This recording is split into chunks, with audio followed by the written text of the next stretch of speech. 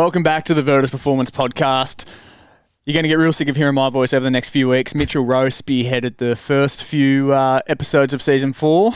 Tyler Frost really spearheading the back end of Season 4. Super special guest today.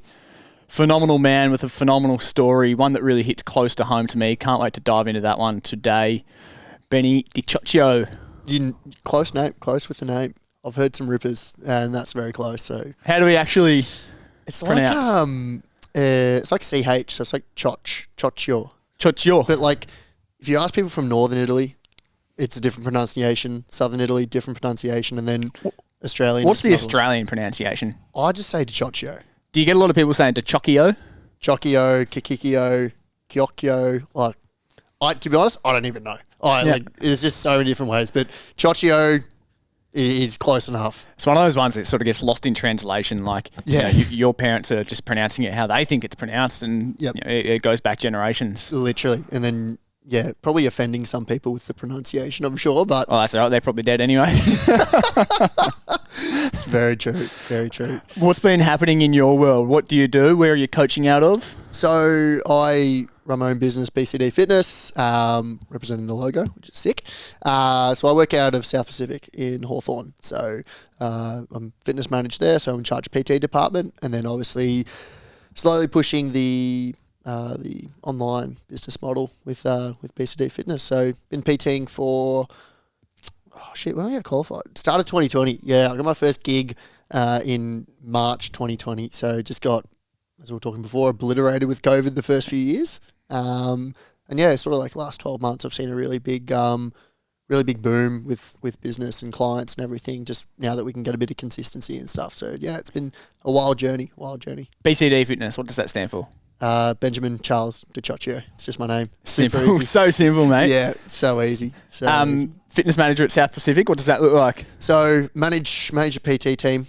Basically, it's my role to upskill them, teach them, hit targets, KPIs and all that, and also just manage the gym floor, basically, making sure equipment's up to date, services, managing members on the gym floor, group fitness timetable. So we offer like Pilates, yoga, HIIT classes and all that sort of stuff. So yeah. What's something you've learned since being in the managerial role? Because I guess going into the industry, was that something that you anticipated that you'd be doing?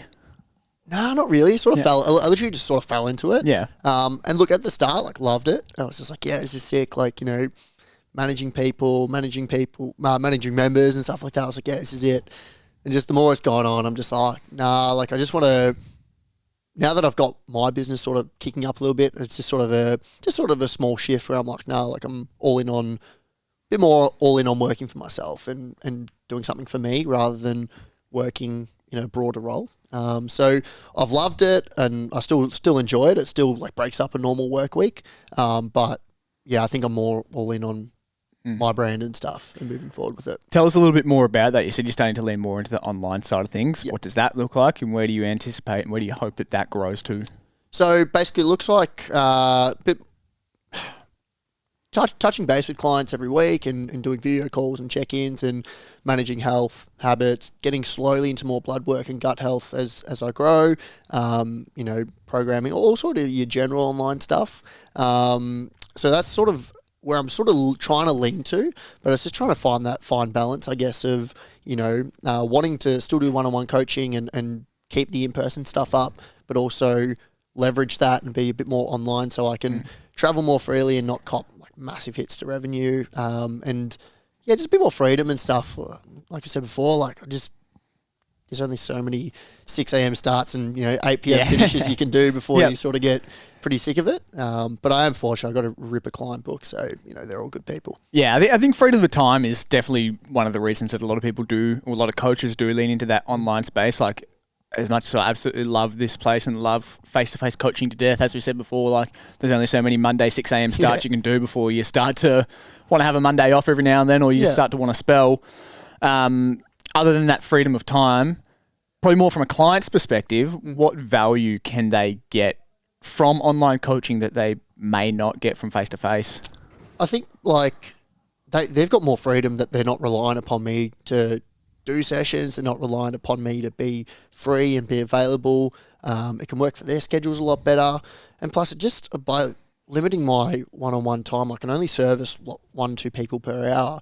Where if I'm online, I can, provide content for 30, 40 people and work on that for 2-3 hours. And it just services a lot more people. So it just allows me as a coach to help more people. And for the client, it just means it's easy to get in contact with me because I'm more accessible for them. And then it's not, hey, your time's 6 a.m. Friday morning, mate. Like, I can't fit you in Thursday. Like, if something pops up and you need to train earlier or anything, there's no, hey, Ben, I've got to change session or I can't do this. It's just go and do it. Like, there's no set times, which for people, freedom of time is huge. It's literally a vessel in which you can service and help and change more lives of more people. It's more scalable. Yeah, absolutely. Absolutely. Like, I've got like 30 to 35 sessions a week now. It's like I'm pretty full here. Like, I could probably squeeze in 5-10 more. Whereas if I'm servicing people online, you can have client books 60, 70, 80 people that you could service and help the same and still get the wicked results. But you can just branch out and, do more good for more people, which is sort of what I want to do. What's something in your transition to online? What's something you've perhaps fucked up or had to learn along the way and then adjust in that transition? A lot. I think. Look, evolution's just everyone making mistakes and just learning from them. Like, I think less on the online, online was the part that found it out for me, but more as a coach was just setting like unrealistic expectations. Like, I'm really big on now, like, just working with what you've got and optimizing and making squeezing the most out of that lemon, and then eventually modifying it slowly where we can make improvements. Whereas, say if you're at point A and you're working with me, well, I need you right at the end here. You have to train 4 days. You have to do this. You've got to fill your check-ins. And it was almost as if my clients were felt guilty when they didn't do things, and it was a really negative relationship. Not with me personally, but it was almost guilt on their part for not.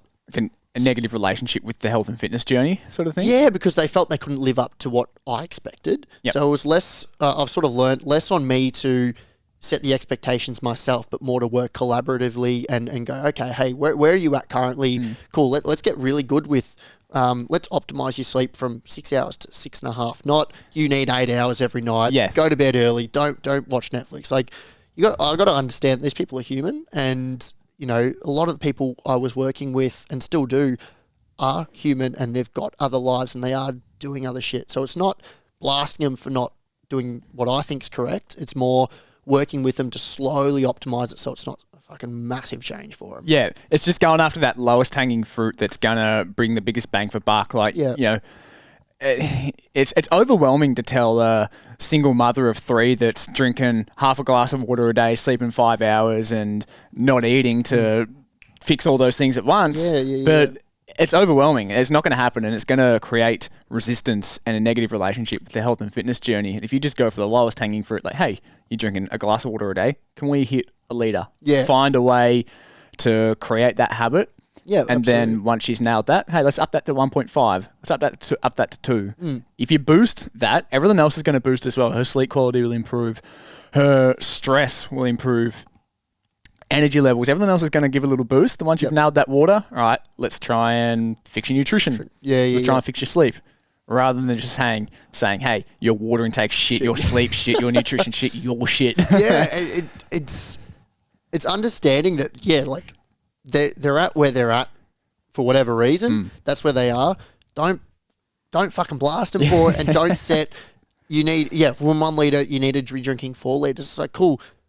Who's in a rush here? Like if we can slowly build up and get little wins, boost confidence, and then, hey, I can do this. Like, look, I completed water. It's for us, it might be so simple, but I've completed the water goal. Sweet. Now I can finally feel good enough to hit sleep. Whereas if you go, right, you need to improve sleep, water, nutrition, training, this, that, and they go home, they're like, fuck, like, there's so much to do. I can't do this.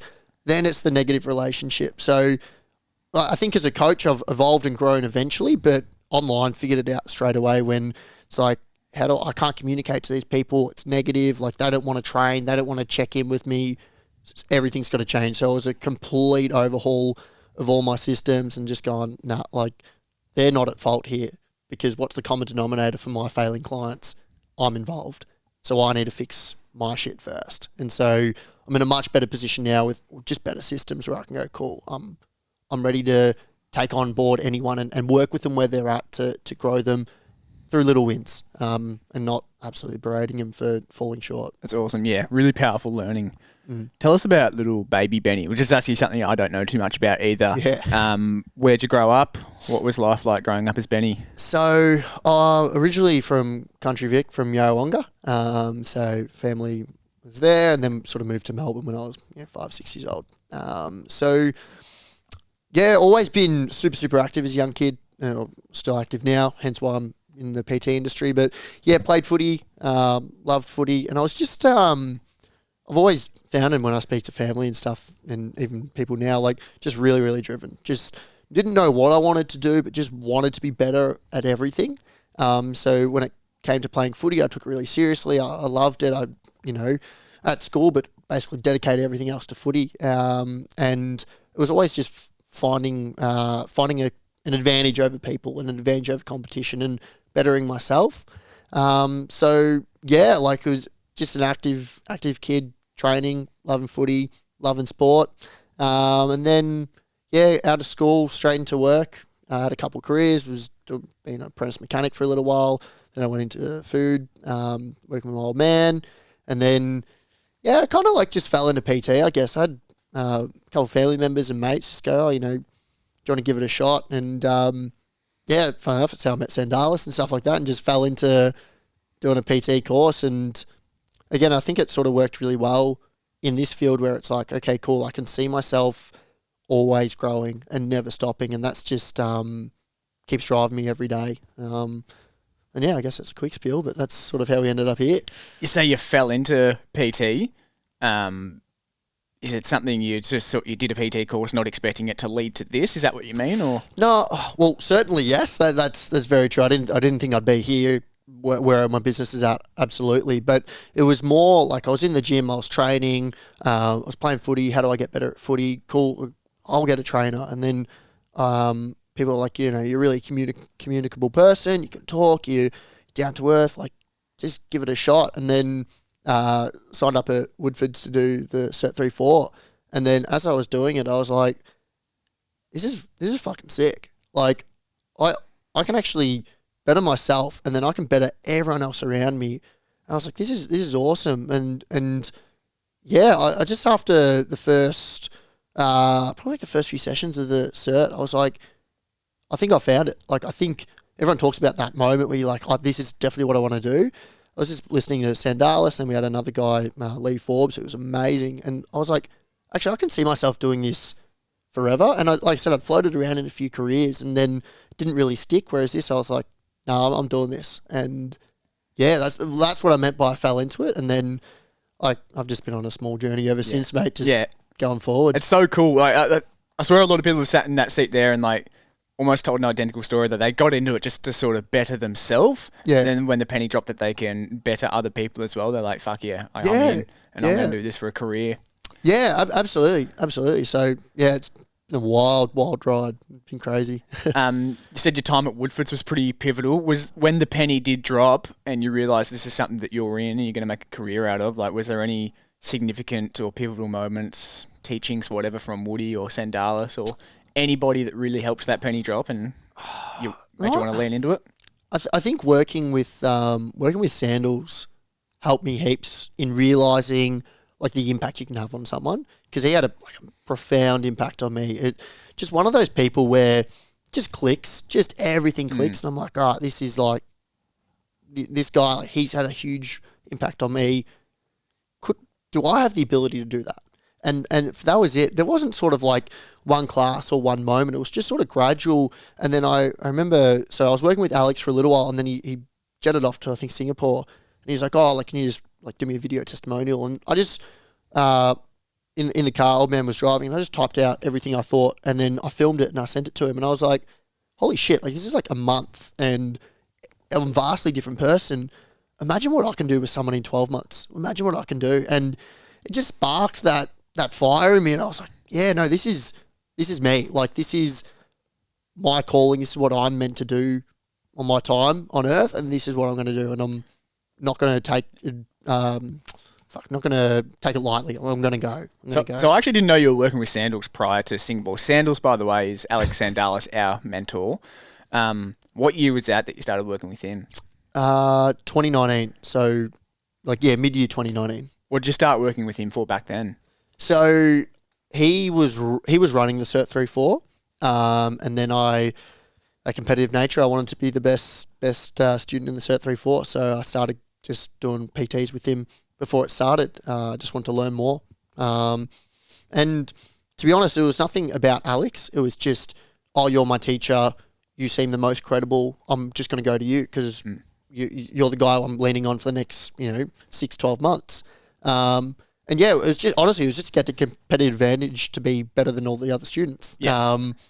That's all. That's literally all it was. Yeah. It's a testament to you're a product of your environment, and the average of the 5 people you spend the most time around. Yeah, it's huge. Other than Alex, were there any other people that you sort of gravitated yourself towards in order to feed off their energy and self-develop? At the gym, their environment was fucking elite. Oh, it's awesome. Yeah, their environment was out of this world. So I'd say just the members, and Woody was there, Jay Ellis was there, Jeremy Borzillo, all those coaches were there all the time. So I knew if I put myself in the environment of elite athletes, successful people, but even just semi-pros, just fucking going all in, it's if I can take 5-10% of everyone here, I'm going to be in a really good space. So there wasn't sort of any one person, and arguably at that time it wasn't even Alex. There was no sort of connection with him. It was more sort of when Alex got back from Singapore that he took his coaching to the next level, and I was a part of it.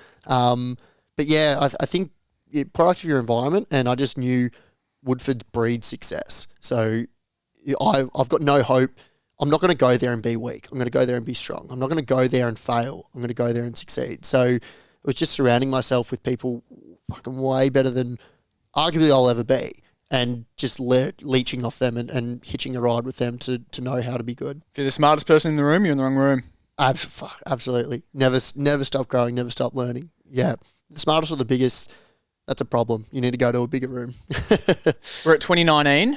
What happened after Alex left for Singapore? Where'd your journey take you? So that's when obviously got a different teacher. Had shout out Lee Forbes, he was awesome. Had him take over for the next 6-7 months, and then Alex came back and got qualified pretty quickly, and then I started working in a small studio in Brighton. So first gig was at Trifusion Fitness.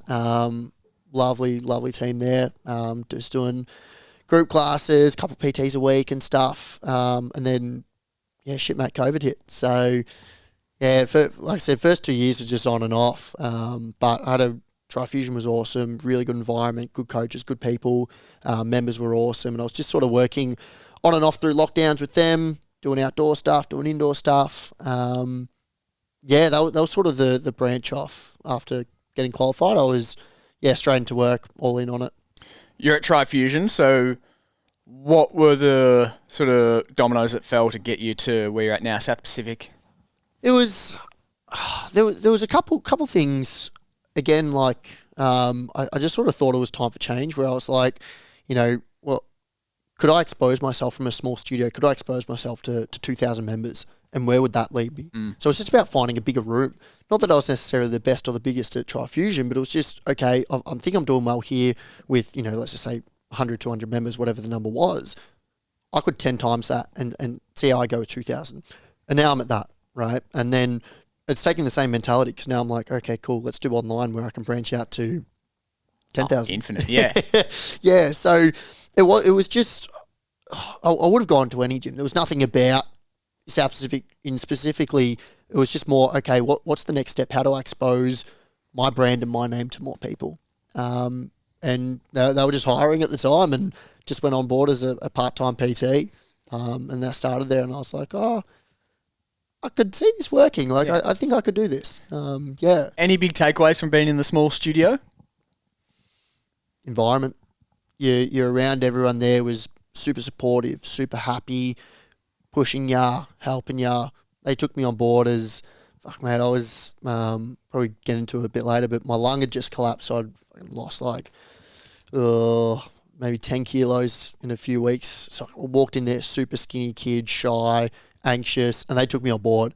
And then arguably when I left there, super confident, wasn't necessarily the biggest or the smartest, but they just boosted me the whole time. So I just knew biggest takeaway from that was environment's key here, because I got people boosting me. So they didn't berate me or knock me down when I fucked up, or, you know, why aren't you big enough, or why aren't you this? It was, you got this, mate, like keep going, we're supporting you. And arguably I took a lot of my management style from them, because I take on board a lot of young PTs or young clients, and that coaching style we're talking about before, it's not getting angry at them for not being there. It's pushing them and supporting them to help them grow. That was a massive takeaway from them. What advice do you have to people that may not be growing or they're stagnating, to help them sort of audit their environment and really assess if they're in the right place? And then there's so many answers here. Yeah. And I think the big thing for me is always just looking at what I'm doing every single day, right? Is it not like writing down a list of shit that you've got to do repeatedly and just optimizing those to start with? If you're not going to the gym, you don't have to start going 4 days a week, right? If you drive 5 minutes down the road, could you walk it, right? It's just what you do every day. How can you optimize that as the lowest hanging fruit? You sleep every day. Okay, cool. Can we optimize the quality, or can we increase the quantity just a little bit? You have half a glass of water a day. Cool. Can you have a glass before 9 o'clock? Like, whatever you've got to do every single day and repeat, just optimize that to begin with. Yeah. And then if that's optimized, then we can look at adding in things or taking out certain things. But I've always found, like, once people stagnate, or even I've stagnated, it's the shit I do repeatedly that lets me down. And it's sort of a bit of reflection on, okay, what do I do every day? How can I just be 1% better in 5 little areas to make a big change? Yeah, love it. You touched on your health before. Do you want to give us a little rundown in history? Is there anything else before the lung? No. Just, obviously with that video I shared the other day, like, lifelong sort of chronic eczema. But, I've had 3 pneumothoraxes on the left lung. So it's a pneumothorax. A pneumothorax. Including myself. Yeah. Look, it's for really simple terms, you got like a layer around your lung, and then you got your lung, and basically you have a hole in your lung, but your pleura, or pleural it's called, there's no hole in that. So lung inflates, air leaks into the space, and it sort of inflates and collapses with your lung, and air leaks in, and so it actually just crushes your lung, and your lung just gets shriveled up the more you breathe. How does that, like, was there a traumatic incident that caused that, or like? It's spontaneous. I had 3 spontaneous ones. So first one was just warming up in the gym, just on the spin bike, just like real dizzy and stuff, and passed out. Do you get like a pain in your chest, or you just start feeling a bit woozy? It's sort of a bit dull. Like, so basically, like, I just had a random like chest pains on the left side. Yep. So everyone just panics and thinks like it's your heart. So like it was just a really dull pain. The way I described it was like you had water pooling on my chest and it was sort of pulling me down. Mate. It was really weird. But yeah, it doesn't take much. Like, they're spontaneous. So apparently, like, tall male teenagers and thin male teenagers, that's the demographic. And I fitted that to a T. First one was just warming up on the bike, nothing crazy. Second one, this is embarrassing. I picked up a garden hose. I just literally leant down, grabbed it, and I just felt this massive pop. I was like, what the hell was that? And yeah, sure enough, like, knew the lung had gone. Heavy lifting. Oh yeah, hoses, tough job. And then the third one was actually with Sandalis. I was doing a sprint session and felt a massive bang in the back. It's almost like someone's hit a tennis ball at your back or something. Just whack. Playing stingers. Yeah, and I turned around. I was like, fuck. And he's like, you all right? I'm like, yeah, I'm okay. And then I sat down. I was like, nah, this hurts. I'm like, fuck, lung again. So yeah, just spontaneous. So take us back. You're warming up on the bike. Start feeling a bit dizzy. What happens then? Like, do you call an ambulance, or are you able to take yourself to hospital? Or did you pass out? So I passed out, and then when I sort of came to, obviously the staff called an ambulance, and it was they didn't really know, and I was like sort of really tired, in and out of consciousness kind of thing, and then got to hospital. Just they do scans, whatever, and then I remember it was funny. Like, I remember just like in and out of waking up and being tired and just kind of traumatized by everything, I guess. Just waking up like, yeah, cool, you're going into surgery. I was like, well, what? What for? Yeah, like, what for? What's going on? And yeah, they just sort of explained, like, there's just basically air trapped in your lung. And so, just had an operation where it's a bit gnarly, but you just have your hand up and they just pop a thing in whilst you're awake. Fuck? Yeah. It's a thin tube, but you just sort of feel it go through, and you're like, oh, this is not comfortable at all. And then it pops and reinflates. You're in hospital for 10 days or so, and then back out. Was there apprehension to returning to exercise? Was there fear around that? Yeah, certainly. So after the first one, that's just sort of like they expect after 2 weeks, just slow, gradual build up, and you're okay. So the first one was in like March, and then what year are we talking here? Sorry, 2019. 2019. Yep. And then the second one was in like September, and it's like really rare to have two, so apparently. And then after the second one, they actually go through and they do a bit more of a surgery than an operation. I think it's the key terminology, where it's kind of gnarly again. Like they scrape the inside of your chest to scar it, and then it sort of like singes together and heals to create a good layout.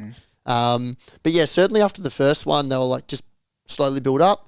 That's all I did, slowly built up. And then after the second one, there was more, okay, you should be fine. Like there shouldn't be any issues.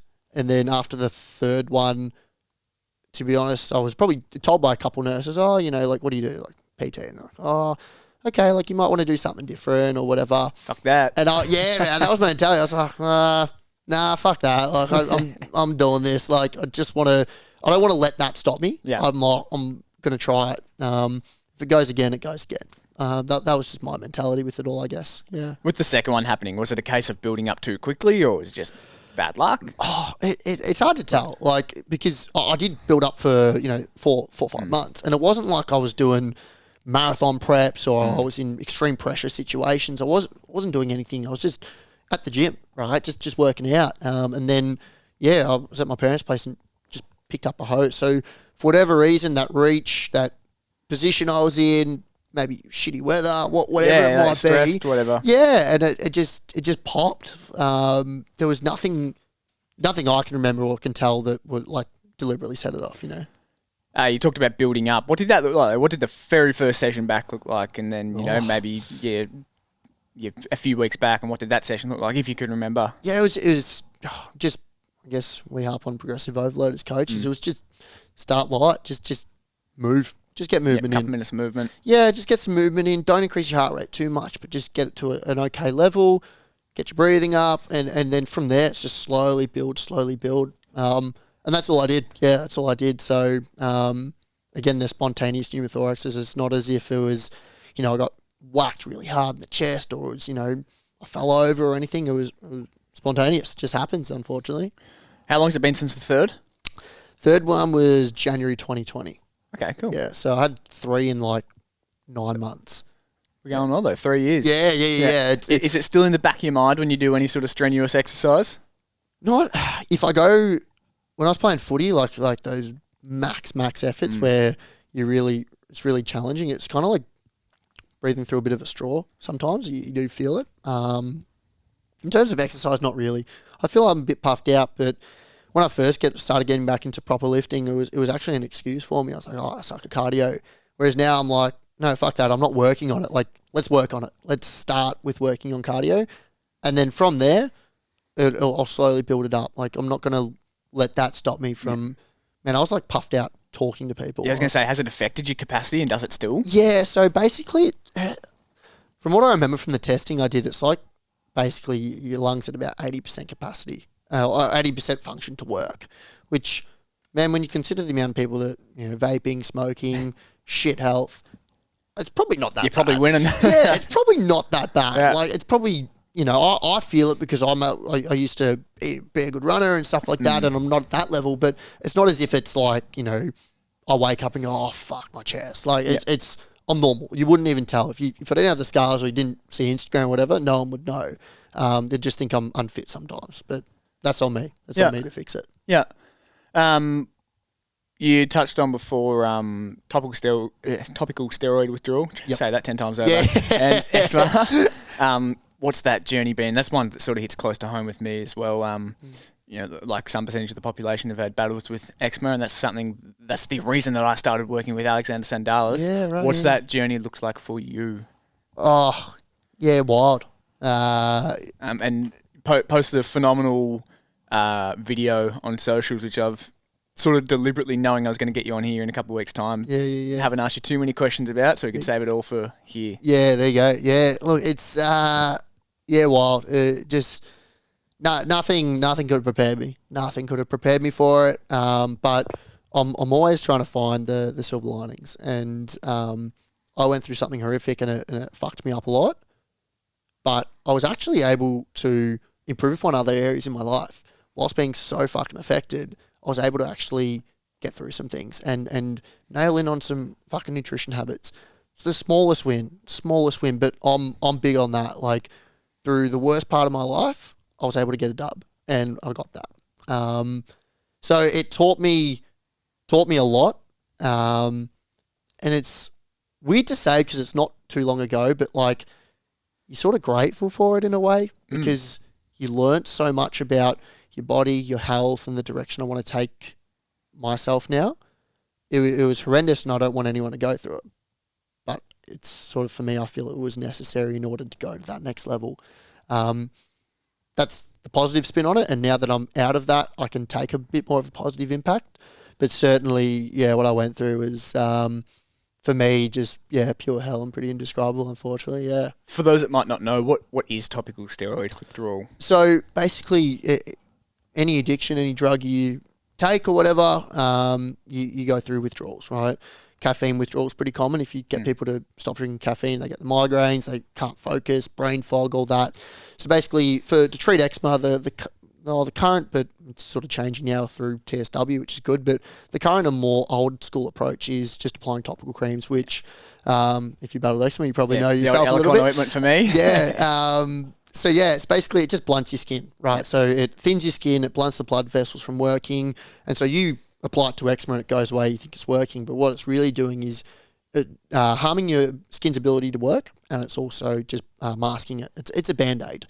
Now, I didn't know that, and you wouldn't have known that, and no one knows it. It's just, you got this will fix it, and that's all you do. You just take GPs and doctors, and don't get me wrong, I'm not going to shit on GPs or anyone. They've got a tough job, and I'm not about that at all, but that's all you did. So with eczema, chronic eczema my whole life, I'd been using topical steroids for about 18 years, just constantly applying it because, my eczema was bad and gave me relief, and it allowed me to be a kid, be a human, and be normal. People look at that and go, it's just rash, it's just being a bit itchy. But if someone who goes through eczema, you don't feel normal sometimes. You feel so left out. So, it's wild. Wild. I know, like, personally, I've got the biggest spring in my step, and I'm feeling best about myself, and my skin is, in a good state. Mate, it's unreal. Like, I had a big turning moment, Feb, March sometime, and I can't remember having a bad day since. Like, I'm just fucking grateful. I'm happy. Like, I smile, I wake up, everyone's like, your skin look good. I'm like, fuck yeah. Like, I'm just on another level. So it's wild because I didn't actually know that you suffered from eczema as well. So the thing is, I'm saying you'd know, like, go, like, those days you wake up and you go, oh, fuck, I can't wear a singlet today. And you know it's looking shit, and then you see someone like, oh, you're a bit sunburned. It's like, no, fuck off. Yeah. And they're just being kind and making conversation, God bless them. But fuck, there's only so many times a day you can hear that before it's like, fucking God, is it that bad, is it? Yeah, that was what I touched on in my video. It's like, I'm okay, and then you get all the questions, and you're like, fuck, I don't think I'm okay. I think something's actually fucking really wrong. So yeah, it's a bit odd. Said you got a few dubs. What were some of those, and what were some of the things that you did with your time with Alex to tip the scales in your favour with your eczema journey? So, look, what did the recovery process look like? So just to preface, like, I still go through eczema now, and I'm managing it a lot better. Yeah, and I guess it's not something that you're bang cured, gone forever. It's something that will come in waves. Yeah, exactly. So, like, I'm still going through eczema at the moment. I'm just managing it bit more naturally, which is cool. But to get through topical steroid withdrawal, so they're very different. And so some of the wins would be just hanging on to the light at the end of the tunnel. And you've watched the video, so you know what I mean. Like, knowing the good days are coming, accepting that it is a rainy day, accepting you're going through a fucking cyclone and this is shocking, but knowing that you're either going to get the eye of the storm or you're going to get out of the storm eventually, and holding on to the fact that the processes that you're putting in place are working. You've just got to trust them. It's not going to be overnight. No, it's not. And it seems like forever. But knowing that there are good days and there is shit worth fighting for. That and probably just instilling some quality habits with my life. What were some of those? Just being able to, I was actually able to do so much work on like my business because I couldn't train. Right, so I had like 5-6 hours a week. Was that a stress thing that like you exert yourself and it'd flare up, or what was the reason for that? It was the heat, mate. So my skin couldn't thermoregulate. Okay. So I'd just be like sitting here talking to you, and I'd just mate, it's a bit cold in here, and I'd put a coat on, and then I'd be fucking hell, I'm balling, and I'm like I could wear a singlet. So my skin couldn't thermoregulate. So I'd like do like if I was just do like warm up with the RDL with a bar, I'd be sweating profusely, and then that'd set off my eczema. So the TSW would set off the eczema, and I look like a fucking red rocket, and I'm fucked. So yeah, I couldn't train. I couldn't push myself to heat, and this was in the summertime as well. So like hot days were just fucking excruciating for me. So I chose not to train. Some people do. I don't think if people go through TSW through different levels of it. From what I've seen and read, I went through a pretty extreme version. And yeah, I couldn't train. So just gave me times to focus on optimizing business systems, focus on learning different skills and different shit like YouTube courses and how to edit videos and all these little things. So it's just giving me time to work on other things that I may not have had time if I didn't go through it.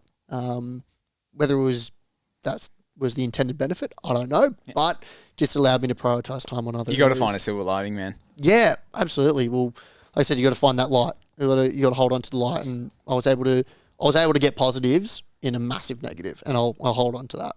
Tell us about the dark days, and feel free to go in as much depth or as little depth as you feel comfortable going in. But tell us about the dark days and the emotions with that, and what got you through.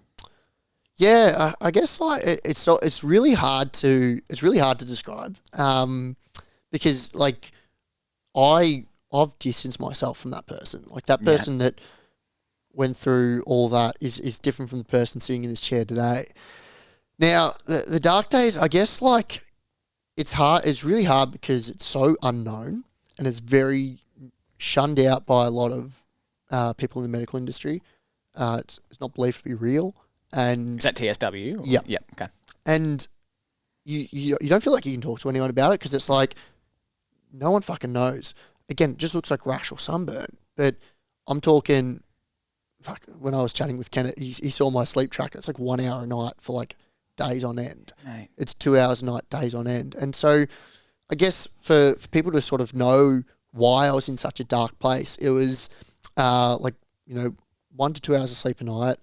It was constant sweating or constant cold flushes. It was being bright red. I had skin peeling off my face daily. So I'd scratch and I'd just have blood, skin flakes falling everywhere. I'd have to wash my bed every day because there was just blood everywhere. I'd come from a really good space, like 3-6 months prior. I was on top of the world, loving life. And I just felt like everything had just been swept underneath me and I was just completely different person. And it wasn't a consequence. It wasn't as if I'd made a decision and I had to live with my actions. I don't know why I'm so fucked up and no one knows why. And then it just leads into a really, life sucks, poor me mentality. And I guess for me, it got to a stage where it was just the decision, the thought process was, I can't actually function as a human and I can't withstand the pain that I'm in every single day and I'm not going to put up with this anymore. What's my choice? And it got to an unbearable point in my time where I justified that choice where, you know what, I don't want to be here anymore. I don't want to put up with this. I don't want to wake up in pain. I don't want to go to sleep in pain. I don't want to run off 4 coffees a day because I can't sleep. I don't want to, I can't have a hot shower. I can't have a cold shower because it fucking sets my skin off. I'm not happy, and I'm constantly inflamed. I'm vacuuming my house and my couches every day because there's fucking just skin everywhere. I can't maintain anything. And it was just, again, it was just exhaustion, a pure exhaustion. I just thought in that time, I was just like, well, I refuse to live like this. What are my alternatives What's the alternative? here? And I'd seen eczema specialists. I'd seen other doctors. I'd seen everyone. And I was just like, fuck, no one knows what this is. Is that 1 in 3 million person fucking disease I've got we don't have a cure for, we don't really know about. And I was just like, I can't bear the pain I'm in every day. That was the decision. There's no bigger kick in the dick with this stuff than when you're in your mind nailing everything. Like, I'm a fucking healthy human being. I eat so well. I train. Like, I do everything right. I sleep. Yeah. And there's cunts that are fucking get on the piss, smoke darts, eat shit every single day, looking phenomenal. It's like, what the fuck? Yeah. And in my mindset now, I go, that's their decision. That's cool. They'll live with the consequences. But at the time, I'm like, why have I been dealt this card? Yeah. It's like, why I'm doing everything right. I give a shit about my health. Yeah. I'm like, I do everything right. Why am I being punished? It was, again, I hope that provides people the context. I was being punished for not making any wrong decisions. And I was just like, fuck, I can't put up with this. Like, I genuinely can't. I don't want to wake up. I don't want to see another day. I work in a gym with mirrors. I was so angry at looking at myself in the mirror, and that was the way I was presenting myself at work. I was saddened by seeing that every day. And it's kind of odd. You sort of peel away versions of yourself when you'd scratch and you just see peeling everywhere. You're like, I'm actually losing myself. I'm losing my identity. The part of the withdrawal phase you go through, like, it's called elephant skin. We get really wrinkly skin. Now, I got a photo with my mum and I look like fucking really old. And I'm like, that's not me. And yeah, it was just extreme pain, fear, and it was a bit of fear because what is it? Like, why is this happening? And it wasn't until I sort of got into support groups and community groups and stuff like that when I was like, oh, this ain't eczema. Like, this literally isn't eczema. This is something way fucking worse. And some people last 3 to 5, 10 years with this shit. And I'm like, I've been on the highest potency steroid creams for a long time now. Am I going to be like this for 5 years? And that contributed to the thought process and decision makings on not wanting to be here at all. Because I couldn't put up with it for 3-6 months. How the fuck am I going to get through 5 years? Yeah. Rough times, mate. Pretty rough times. When I first met you a couple of months back at the face-to-face, like, mentorship intensive, you briefly touched on you had some health stuff. I had absolutely no idea it was related to your skin, mate. Like, you've done a phenomenal job at turning it around. You're looking good. When I first met you, wouldn't have had any clue that you suffered with skin conditions. Yeah. What have you done? Like, what were some of the, like you touched on before, some of the habits that you changed? Yep. What are some other things that you did with Alex? And I know you worked with Ben Lee, a naturopath as well. What are some of the things you did to help turn that around? And I know, like, you know, you're a specific case, and what works for you is not going to work for everyone listening that may be suffering. But what are some of the things that you did? Because you're looking phenomenal, man. Like, cheers, bro. Yeah, it's a wild turnaround. It really is. I see photos, and I'm like, yeah, fuck, that's me like 3 months ago. Like, that's wild. Man, I left no stone unturned. I did everything. Like, anything that Alex or Ben told me to do, I did. Click of a button. So, probiotics, prebiotics, red light therapy, UV therapy, vitamin A, vitamin C, vitamin D, vitamin E, fucking hemp seed oil, B12, everything. So I did everything I could that was known to help support skin. I did. I couldn't live like that. That was my thing. I didn't care the cost. I didn't care anything. I will do anything.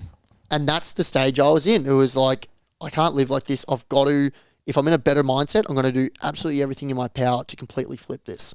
And And that's what I did, man. So literally any supplement, fucking colostrum powder. It's like, all right, fuck it, I'll try it. Like diet, I went full carnivore, like just meat, just red meat.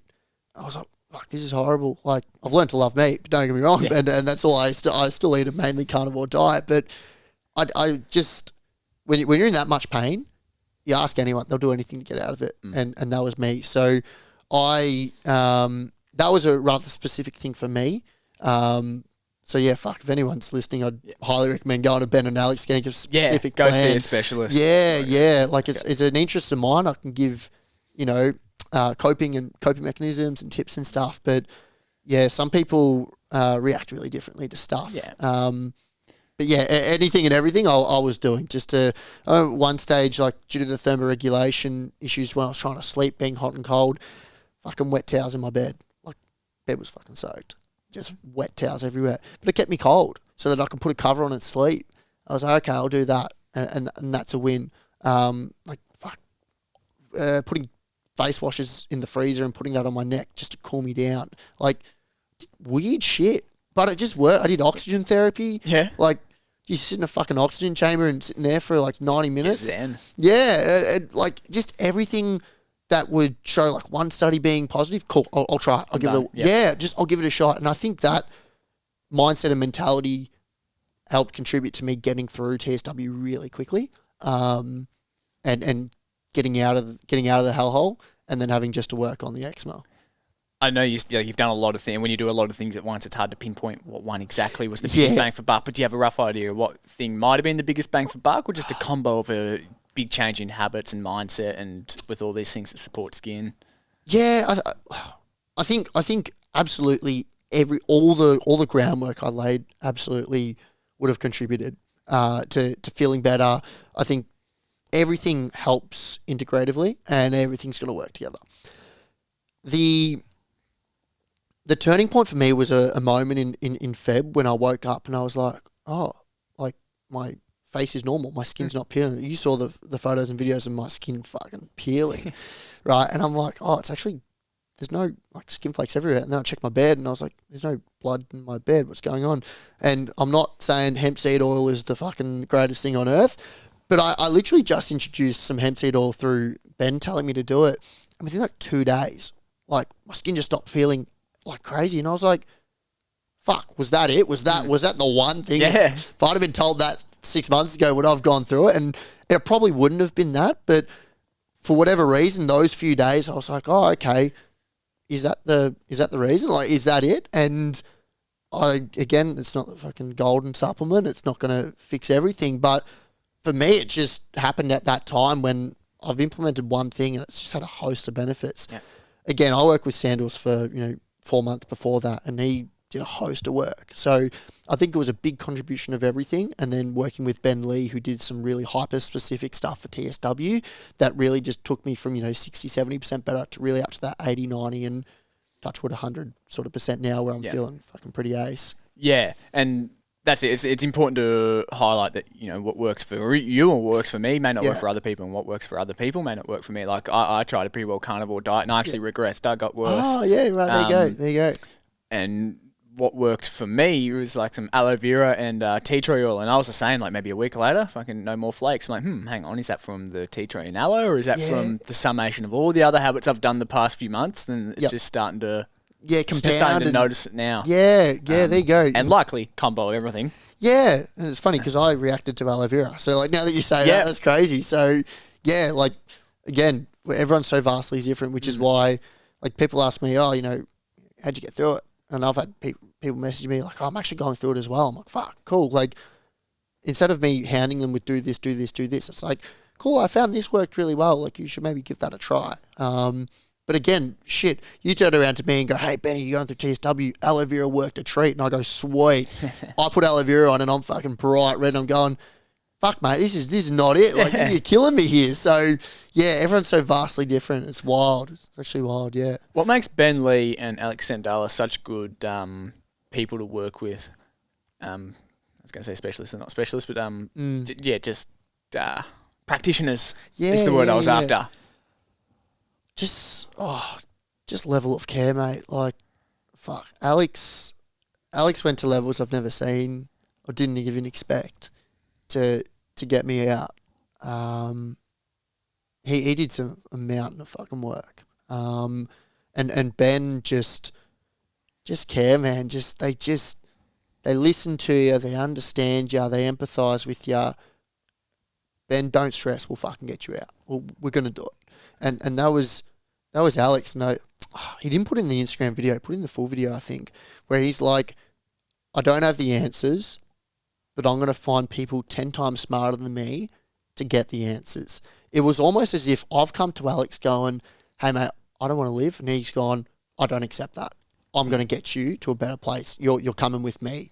And it was almost as if like, okay, I can't fail in here. He almost shoulders the burden of what you're going through as well. And man, like fucking credit to him, because I came to him a mess and I was just like, outburst, here's everything, mate. You've known me for years. You've known me as a bright, happy kid. I don't want to be here anymore. Fix it. It was a final last-ditch call. And to have him put me on his shoulders and go, don't worry, mate, like, we'll get through it. We'll find the right people.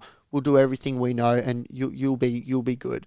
And I remember him going like, you should share it. And I was like, I'm never sharing this. Like, no one's going to know this side of me. Ben just disappeared for a few months and then came back. Like, it's fine. And then as I was going through, just the amount of mentality work he did with me, like, every time I was breaking down, I'd fucking be crying, I'd be losing hope. He'd just reinvigorate me with, we've got this, we're on the path, we're on the process, it's the journey. And then, yeah, I can't actually explain the amount of work Alex did, but it's fucking awe-inspiring because I want to do that. Inspire you to be a better coach. Yeah, absolutely. And then is that something you want to do? Work with people that have gone through skin conditions and TSW?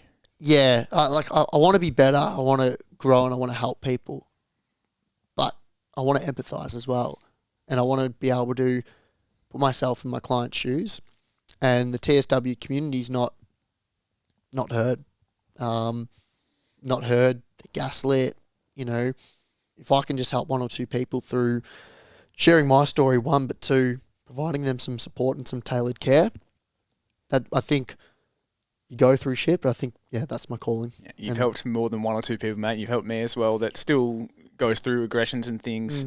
As you said, it's never quite 100% better. Yeah. You still go through the roller coaster. Like, have you pinpointed some things that perhaps do aggravate or flare up your eczema? Yeah, I think knowing your allergens and stuff, like, I'm pretty allergic to dust and grass and stuff and pets and dogs, cats and all that. So just removing myself as much as I can and as best as I can from those scenarios. Stress for me is a big one. Yep. I think it is for a lot of people, just, trying to keep it chilled out environment. And for me, the big one's food. Like, I didn't know I had so many allergies with food. I guess you'd eat gluten or go out for have some alcohol and then eczema, cool, cream's on, I'm all sweet. And you didn't link anything. Whereas now I'm doing like a full food reintroduction. It's like, trying just like some small herbs and spices. Oh, fuck, I've got a flare today. Cool. Garlic and onion ain't it yet. Like, might not ever be it, but it's not it yet. Okay, let's move forward. All right. And so I guess just everyone's different. As you said, your carnivore diet actually didn't go to plan. So because everyone's different, it's just finding your own triggers and what sets you off. For me, I get stressed out quickly. So if I don't have a pretty zened out environment where I'm able to manage it, I know my skin's going to flare. And just, to be honest, also like working with someone who's gone through it, or specialised in that area. Like mold. Mold's a massive eczema flare that not many people know of. Air quality and pollution, not many people know about it. But if you got eczema, get a fucking air purifier. Yeah. Like, that shit works. So, yeah, it's not any sort of one thing that I could go do this or do that, but more everyone's got to be really observant of what's the individual factors for them. You said you found you had some allergens in like dust and grass, certain foods. Is that a matter of like blood testing, or like how did we come to that conclusion? So I did like prick testing. I did plenty of blood tests and stuff like that. But I guess when you go through TSW, your IgE levels are fucking through the roof. It's just showing your immune system super active. So it reacts to a lot of things. So you don't IgE, get, for those who don't know, that's like a marker of inflammation, isn't it? yeah. But from what I'm aware, yes, basically, it's sort of level. Basically, you can sort of determine how active your immune system is. Okay. All right. And for reference, mine was 56 times more active than it should be. So it's pretty wild. But because it's so active, it'll react and flare to everything. So when you do food sensitivity tests or allergen tests when you're going through topical steroid withdrawal, everything's at like max. So it's really inaccurate. So that's why I've found that just exposing myself to things a little bit by little bit. Yeah, I'm not going around sniffing dust and, fucking, covering myself in grass, but just finding like, okay, I'll just try, for instance, I'm trying apples at the moment. Okay, just try one apple. Get the smallest fucking apple in the store and try that one. Didn't flare. Cool. Try a more quantity. Okay, cool. 2-3 days haven't flared. Okay, so I can handle that. That's it. And then you might flare. And accepting that's okay. And people, some people go, oh, I don't want to flare. But I think it's actually necessary to grow, to go, okay, I can't have these 10 things. That's okay. I can work around it and I can have these other things. But fuck, it's so individualized. Like, it's such a nuanced topic. Yeah. And it's not as if, like, fuck, I can't have these 10 things ever. Yeah. If you do want to treat yourself, accept there may be some consequences or some regressions, whatever. Yeah, accept absolutely. it, breathe, enjoy it, savor every bite, and then we get back on the track. Yeah. And similar to the health and fitness journey. That's what I was just about to say. It like, clients come to you, oh, I fucked it. It's like, okay, did you enjoy it? Yeah, I did. That's it. So I don't care. We'll get back on track. Who cares?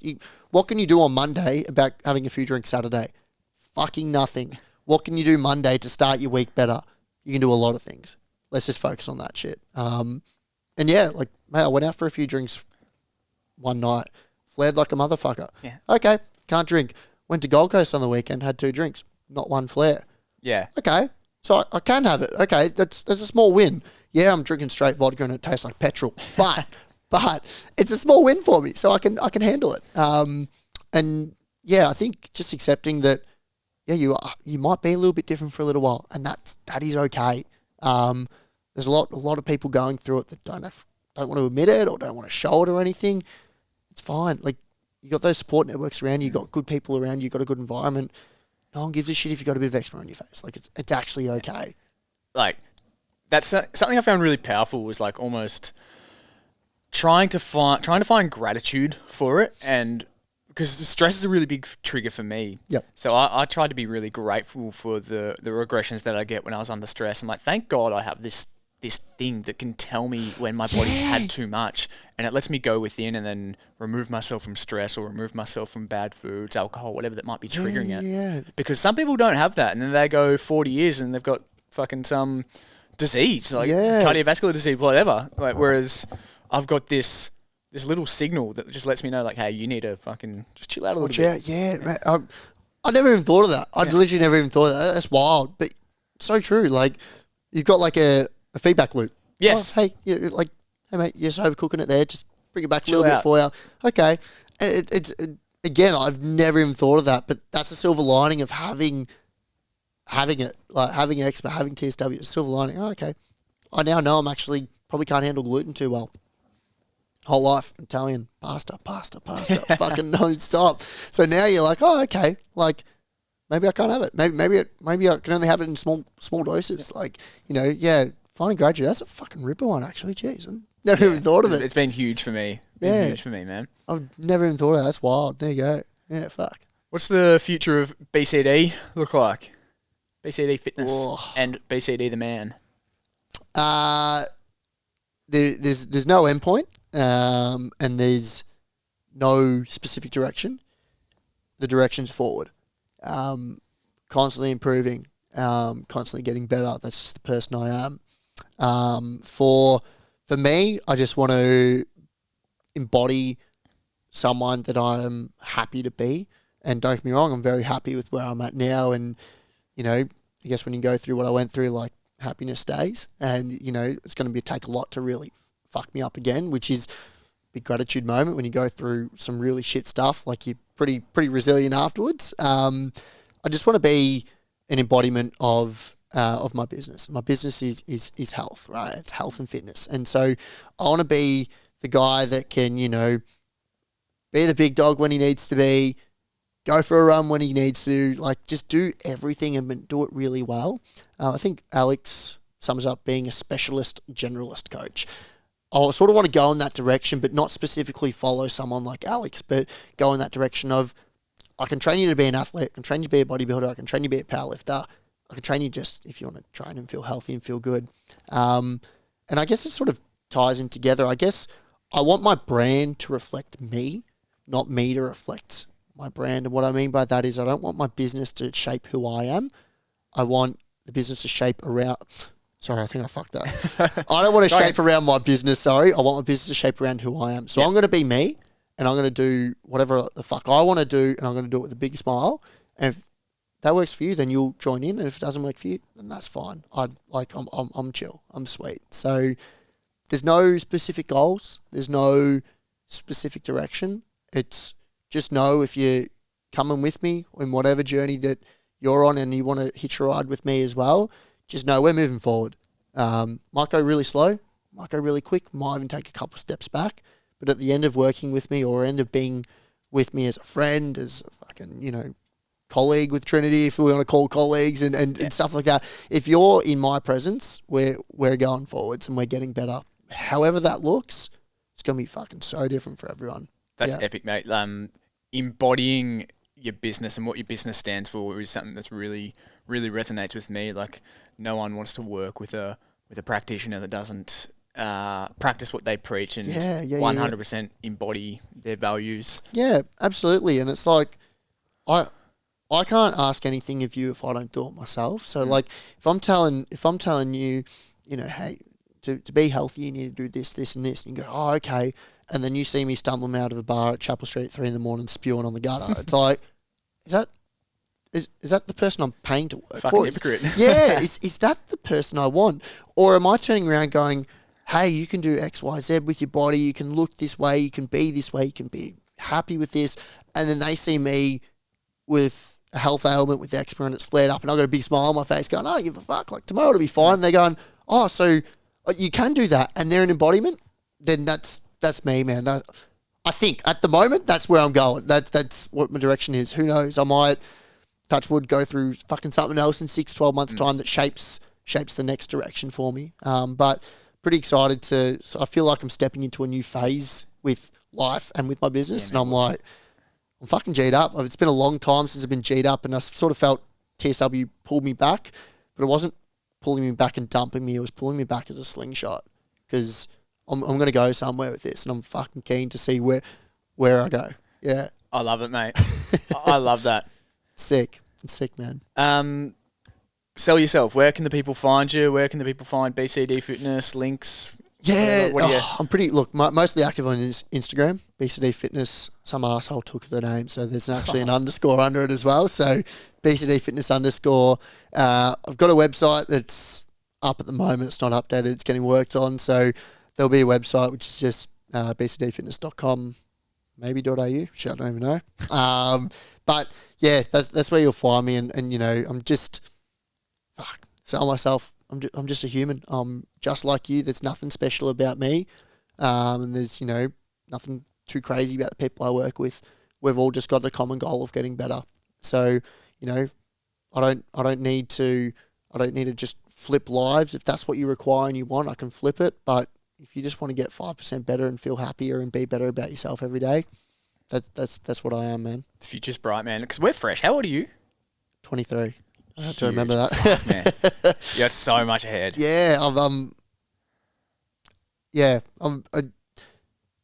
through fighting TSW and being pulled back, I'm now like broadened the fucking horizon so much. It's exciting. I'm like, yeah, and again, I went through hell, but fuck, I'm keen to see where I'm going now. Like, keen to see what heaven looks like. Yeah, fuck, I didn't even think of that as well. Shit, I'm taking a lot away from this. Yeah, like, I don't know what it looks like, but I'm going to go there. Like, I'll be there. So yeah, I'm fucking excited. Yeah, I'm G'd up. Fuck yeah, man. This has been an epic chat. One of my absolute favourites that I've done. Thanks, bro. Have to get you back on when I'm back from Europe, man. We'll touch base later in the year. The trip. Fuck, that'll be sick for you. Been a pleasure, brother. No, thank you.